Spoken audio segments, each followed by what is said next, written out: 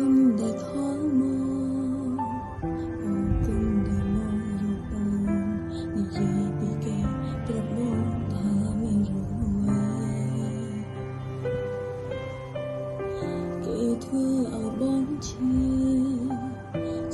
ចាប់ស្ទើររៀងរាល់ថ្ងៃឲ្យអូនជឿគិតមួយថ្លៃគឺធ្វើបែបណាមិនបាញ់មិនចំឡើយកូនអាចឆ្លើយខ្លួនឯងបានដែរព្រោះគេត្រឹមតែនោះដែរមិនស្មោះនឹងបងឲ្យអូនទៅធ្វើយ៉ាងណាបើជីវ៉ាមិនទាន់អង្អែលអូនដឹងចិត្តថ្លៃសាប់នៅចោលនៃបងនៅមានគេចាប់ដៃស្នេហ៍រួមប្រពអូនទៅរកគេមើលបងភ្លេចហើយមែនទេ